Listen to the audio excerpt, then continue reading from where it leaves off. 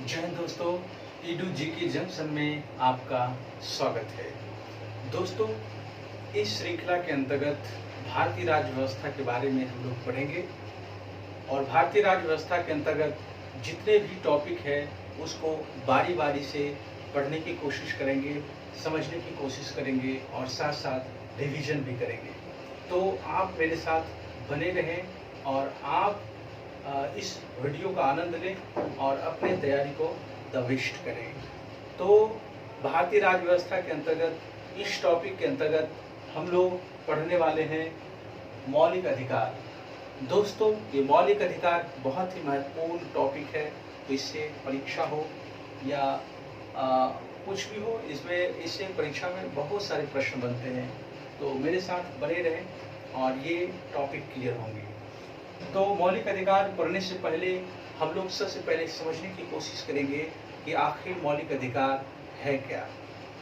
तो मौलिक अधिकार किसी भी देश या किसी भी समाज में रह रहे व्यक्ति को दी जाने वाली वह मूलभूत अधिकार है जिसके सहारे कोई भी व्यक्ति अपने व्यक्तित्व का सर्वांगीण विकास कर पाते हैं, अपने अच्छे से अपनी स्वतंत्रता पूर्वक गुजर बसर कर पाते हैं और अपनी बहुमुखी प्रतिभा को अपने समाज के बीच, अपने देश के विकास में लगा सकते हैं। तो मौलिक अधिकार एक मूलभूत अधिकार है जो किसी भी व्यक्ति के सर्वांगीण विकास के लिए आवश्यक है। तो मौलिक अधिकार के बारे में बात करें तो भारतीय संदर्भ में हमारे जो संविधान है, हमारे संविधान में मौलिक अधिकार के बारे में वर्णन भाग 3 और अनुच्छेद 12 से 35 में किया गया है। तो शुरू करते हैं। सबसे पहले मौलिक अधिकार, जब हमारा संविधान बनाया जा रहा था तो उस समय मौलिक अधिकार को ग्रहण किया गया संयुक्त राज्य अमेरिका से। तो मौलिक अधिकार को कहाँ से लिया गया? संयुक्त राज्य अमेरिका से। मौलिक अधिकार का वर्णन भाग 3, संविधान के भाग 3 अनुच्छेद 12 से 35 में किया गया है। मौलिक अधिकार में संशोधन किया जा सकता है, संवैधानिक संशोधन किया जा सकता है और राष्ट्रीय आपात यानी अनुच्छेद 352 के लागू रहने पर प्राण एवं दैहिक स्वतंत्रता अनुच्छेद 21-22 को छोड़ करके बाकी सारे मौलिक अधिकार को स्थगित या निलंबित किए जाते हैं, यानी वो लागू नहीं रहते हैं। राष्ट्रीय आपात यानी अनुच्छेद 352 के तहत व्यक्तिगत स्वतंत्रता के अधिकार को छोड़कर बाकी सारे मौलिक अधिकार निलंबित हो जाते हैं। अगला तथ्य है कि मूल संविधान में 7 प्रकार के मूल अधिकार का वर्णन था, लेकिन 44वां संविधान संशोधन 1978 के द्वारा हमारे संविधान का जो अनुच्छेद 31 और अनुच्छेद 19 का क में वर्णन था संपत्ति का अधिकार, उसको हटा करके कानूनी अधिकार के रूप में अनुच्छेद 300 के क में रखा गया और यह व्यवस्था जनता पार्टी की सरकार के समय किया गया था और उसी समय जो है कि संपत्ति के अधिकार को, जो कि पहले अनुच्छेद 31 और अनुच्छेद 19 को क में उसका जगह था, लेकिन उसको हटा करके 44वां संविधान संशोधन 1978 के द्वारा उसको अनुच्छेद 300 के क के तहत कानूनी अधिकार के रूप में रखा गया। अगला तथ्य 1931 के कराची अधिवेशन, 1931 में कराची अधिवेशन हुआ था और 1931 के कराची अधिवेशन की अध्यक्षता किया था ये सरदार वल्लभ भाई पटेल ने किया था और इसी अधिवेशन में पहली बार मूल अधिकार की मांग को रखा गया था और मूल अधिकार की मांग के इस प्रारूप को किसने तैयार किया था? पंडित जवाहरलाल नेहरू ने मूल अधिकार के प्रारूप को तैयार किया था और रखा गया था कराची अधिवेशन 1931 में और इसकी अध्यक्षता किया था सरदार वल्लभ भाई पटेल ने। अगला तथ्य है कि जो 6 प्रकार के मौलिक अधिकार हैं वो है, पहले है समता या समानता का अधिकार। समता या समानता का अधिकार अनुच्छेद का वर्णन अनुच्छेद 14 से 18 के बीच में है। दूसरा है स्वतंत्रता का अधिकार। स्वतंत्रता का अधिकार का वर्णन अनुच्छेद 19 से 22 में है। तीसरा अधिकार शोषण के विरुद्ध अधिकार है, जिसका वर्णन अनुच्छेद 23 से 24 में है। और पांचवा अधिकार संस्कृति और शिक्षा संबंधी अधिकार है, और संस्कृति और शिक्षा संबंधी अधिकार का वर्णन अनुच्छेद 29 से 30 में है। शिक्षा संस्कृति धार्मिक, उससे पहले था धार्मिक स्वतंत्रता का अधिकार अनुच्छेद 25 से 28, सांस्कृतिक और शिक्षा संबंधी अधिकार अनुच्छेद 29 से 30, और लास्ट संवैधानिक उपचारों का अधिकार अनुच्छेद 32। और इसके तहत अनुच्छेद 32 जो संवैधानिक उपचारों का अधिकार है, इसके तहत अगर हमारे मूल अधिकार का उल्लंघन सरकार के द्वारा, किसी व्यक्ति के द्वारा, किसी संस्था के द्वारा किया जाता है, तो उसके विरुद्ध हम लोग सर्वोच्च न्यायालय में जा सकते हैं, उच्च न्यायालय में जा सकते हैं उसको लागू करवाने के लिए। तो पहले हम लोग पढ़े थे समता या समानता का अधिकार अनुच्छेद 14 से 18। तो बारी बारी से प्रत्येक अनुच्छेद में क्या क्या व्यवस्था किया गया है उसके बारे में हम लोग पढ़ेंगे। पहला अनुच्छेद 14। अनुच्छेद 14 कहती है विधि के समक्ष समता का अधिकार, यानी हमारे देश में जो कानून बनाए जाएंगे वो सभी व्यक्ति के लिए समान रूप से लागू होंगे, अनुच्छेद 14 कहती है। दूसरा है अनुच्छेद 15। अनुच्छेद 15 कहती है धर्म, नस्ल, मूल वंश, जाति, लिंग आदि, निवास स्थान आदि के आधार पर किसी भी व्यक्ति से भेदभाव नहीं कर सकते हैं, किसी भी व्यक्ति की उपेक्षा नहीं कर सकते हैं, अनुच्छेद 15 कहती है। अगर इस तरह से करते हैं तो अनुच्छेद 15 का उल्लंघन माना जाएगा और आप पे कानूनी कार्रवाई की जा सकती है।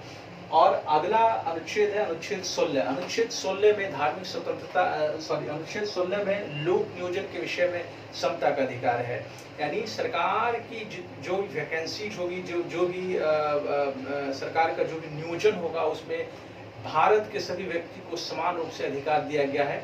हालांकि आरक्षण किसी विशेष समुदाय को दिया गया है, और आरक्षण देने का मुख्य उद्देश्य एक पॉजिटिव है, और आरक्षण दे करके जो समाज के पिछड़े तबके के लोग हैं, समाज के जो आर्थिक रूप से, सामाजिक रूप से कमजोर है, उसको मदद करने की कोशिश किया गया है।